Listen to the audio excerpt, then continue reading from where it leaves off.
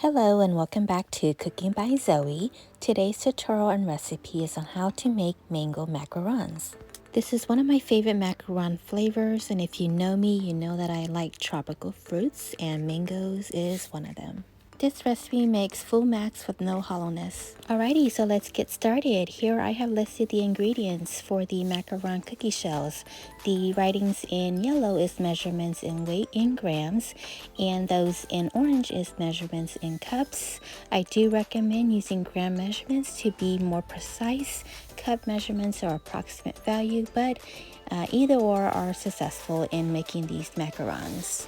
To ensure that your macaron cookie shells have smooth top, blend or pulse the almond flour and powdered sugar, and then also sift them once. If you do not have a chopper or blender, then just sift times 2. Next, let's make our meringue. In a large bowl, using a stand mixer or handheld mixer, add in your room temperature egg whites. Whisk this on speed number 4 or medium speed until it is foamy. Once it starts to foam as shown in my video, add in a generous pinch of cream of tartar. Cream of tartar is optional as it helps speed up the process of making the meringue. If you don't have this, you can skip. Continue whisking the egg whites on medium speed or speed number 4 until you start to see these tracks from the whisk. Once you start to see the tracks, add in the granulated sugar in 3 portions. Once you're done adding the granulated sugar, change the speed to number 6 and continue whisking until you reach a soft peak. While you are whisking your meringue, make some stops in between each to check to see if it has reached a soft peak. Here I have checked and the meringue has reached a soft peak. So once it has reached a soft peak, add in your food coloring or your mango flavoring to the meringue. Give it a good whisk and continue until you reach a stiff peak. Here my meringue has reached a stiff peak. If you take a look at how the meringue is stuck to the whisk of the inside and take a look at the peak of the tip of the meringue, it is stiff. Once you have reached this consistency, then stop and do not whisk any further. Transfer your meringue into a larger bowl that will be easier to mix in with the dry ingredients. Give your dry ingredients, which is the almond flour and powdered sugar, a good mix, and then add in half of the dry ingredients into the wet ingredients and give this a good mix. Follow what I'm showing in the video to mix the dry and wet ingredients. Do not stir continuously. You're going to scrape the side of the bowl and then cut into the center. Continue doing this until all of the dry ingredients are wet.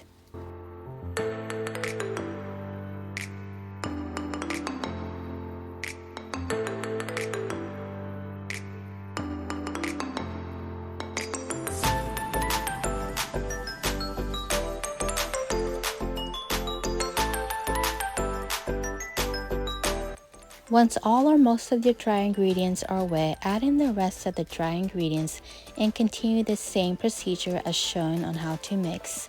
Once all have been mixed in, you're going to start the next process to release the air bubbles. Follow what I'm showing in this video to release the air bubbles from the batter. You're going to use your spatula and press the batter against the bowl. Once you reach your starting point, scrape the side of the bowl and also scrape the bottom of the batter and cut into the center. And in between doing this, make sure to check the consistency of your batter to see if it's ready.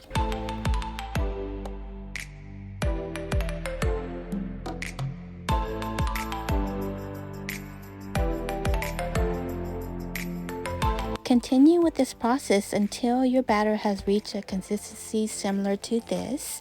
If you grab some of the batter with your spatula and drop it in a zigzag, it should be ribbon-like. And if you make a figure 8, the batter should not break. Alrighty, so for the next step, you are either going to transfer your batter into a piping bag, or if you would like to make some decorated design on different colors on your macaron cookie shells, then follow what I'm showing in this video. I'm using saran wrap and I'm adding in different colors to make different design on my macaron cookie shells. This is one way of placing your batter onto the saran wrap. This will make our macaron have 4 different colors on the cookie shells.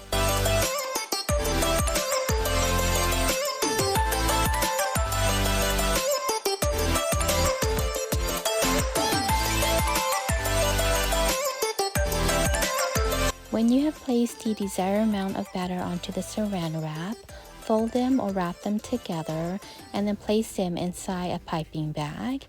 The side that is going inside first, make sure just to give it a little bit of opening so it's easier to squeeze.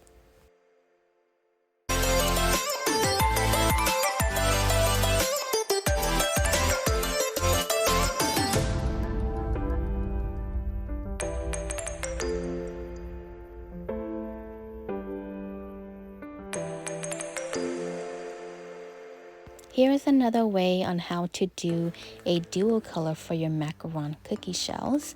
This way you will place one batter onto the saran wrap and then the second color batter right on top. Give it a nice little fold and then place it into your piping bag. This batter will give the macaron, as mentioned, a dual color, but it'll be more blended together. Here I have some extra yellow batter for the macarons, so I'm going to just place that into a separate piping bag.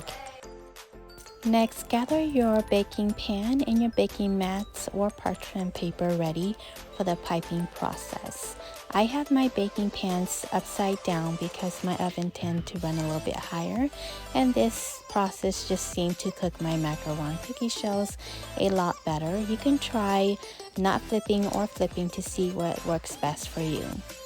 Pipe your macaron cookie shells holding the piping bag 90 degrees and squeeze the desired amount onto the baking mat or parchment paper. When done piping, make sure to bang your tray onto the counter at least 4 to 6 times. This is to release the air bubbles. Keep in mind that the pipe batter do spread, so don't pipe out the batter too large. Also, don't worry that your macaron batter have a little peak at the top after you have piped. If you have mixed your batter to the right consistency, that little peak will disappear. If you like to remove any of the air bubbles on the macarons that are piped out, you can use a bamboo stick or a toothpick. Let these rest for about 30 minutes until you touch the top of the shell with your finger and there is no batter sticking on your finger, then it's ready to be baked. Preheat and bake your macarons at 310 degrees Fahrenheit for 12 to 15 minutes. Baking time and temperature will vary depending on your oven. Allow your macaron shells to cool completely before removing. Next, let's make our mango buttercream. Here I have listed the ingredients that I'll be using to make this buttercream. If you don't have fresh mango, you can always do without. In a large bowl, using your stand mixer or handheld mixer, add in your unsalted butter and beat this on speed number 4 or medium speed until the butter is soft and creamy. When your butter is soft and creamy, add in your powdered sugar.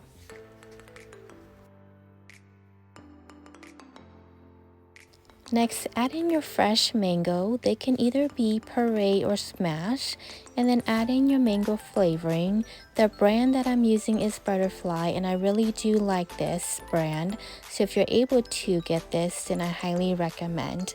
If you're using extract, then make sure to use a lot less. If you are going to be using extract, then just use about half a teaspoon because extract are more liquidy, so it will change the consistency of your buttercream. Turn the speed on to stir or low speed and beat these until the dry and wet ingredients are incorporated. Once they are incorporated, then change the speed to number 4 and beat this until all have been mixed well. This is how your mango buttercream should look like. When your macarons have been cooled, you can remove them from the baking mat or from your parchment paper.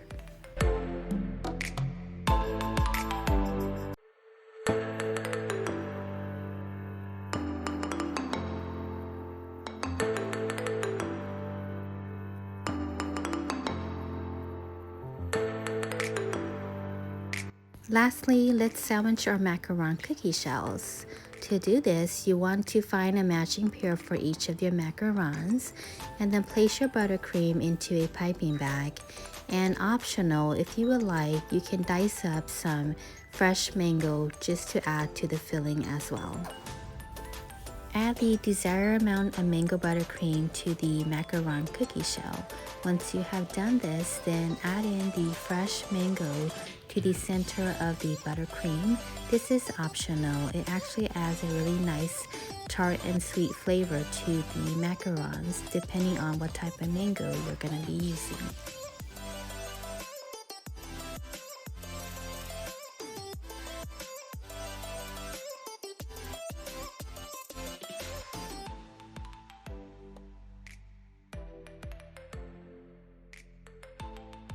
Grab the pair of the macaron cookie shell and sandwich these together. This is how my macarons look like.